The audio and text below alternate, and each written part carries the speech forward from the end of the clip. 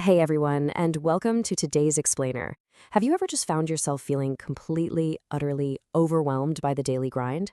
Today, we are unpacking a really fascinating homily by Father Joel Chamarsis.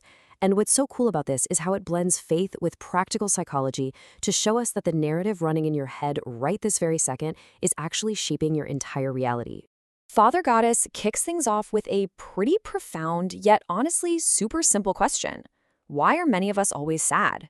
It's a heavy thought, right?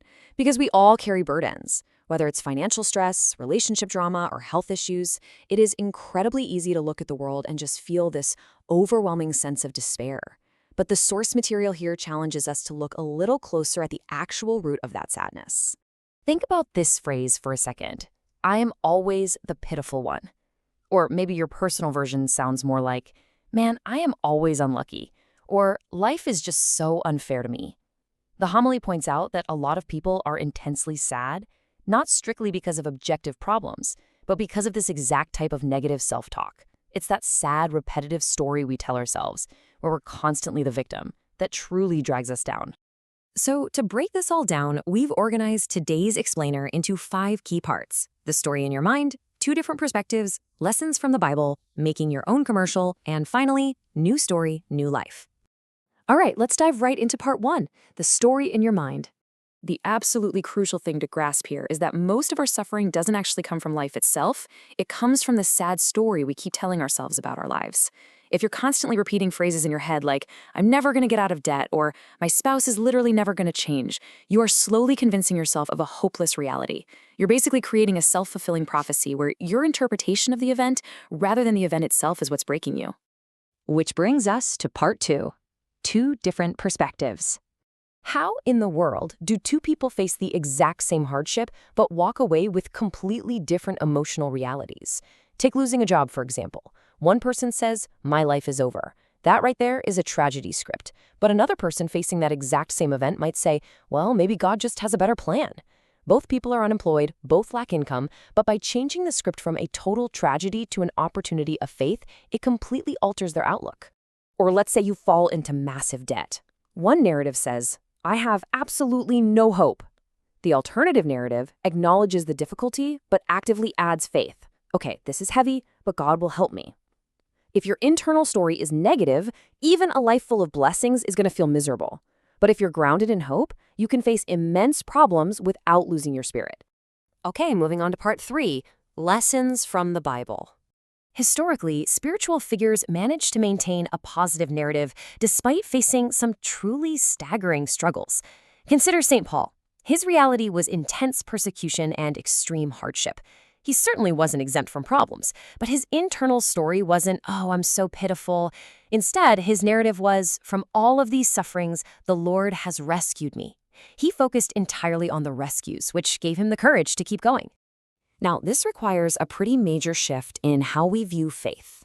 Father Goddess points out that a lot of us treat Jesus merely as an emergency hotline, or just an insurance policy for the afterlife. To truly change your narrative, you have to start viewing him as the author.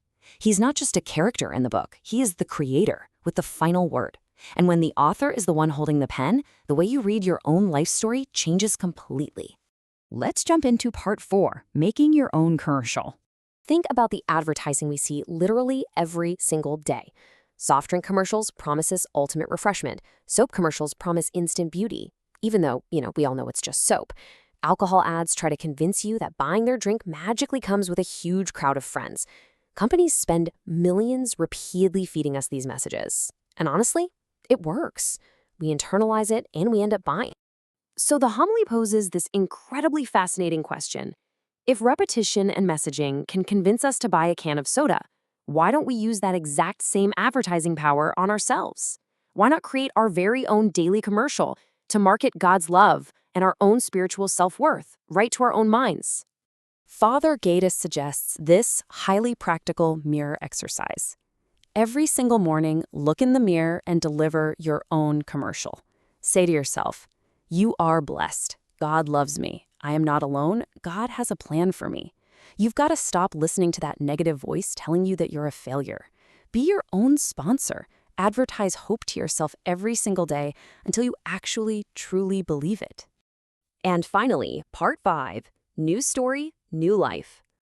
When you finally change your internal narrative, a complete psychological chain reaction occurs. Step 1, you alter the story. And because the story is different, step 2 kicks in. Your perspective on your problems shifts. That naturally leads to step 3, your feelings change. Fear turns into faith. And finally, step 4, because you feel differently, the way you actually live your life fundamentally changes. Altering your thoughts is the absolutely necessary first step to altering your life. It really all boils down to this. God is the director, and you are the actor. You might not be able to instantly pay off all your debts or magically fix every broken relationship today, but you absolutely can control how you act out your role. Trust the script being provided to you, and the story of your life will unfold beautifully. Yes, even through those really difficult scenes. As we wrap up today's explainer, I want to leave you with one final provocative question to chew on. What new story are you going to write today? Because the script is entirely in your hands. Is it going to be a story of victimhood, or is it going to be a story of resilience, hope, and faith?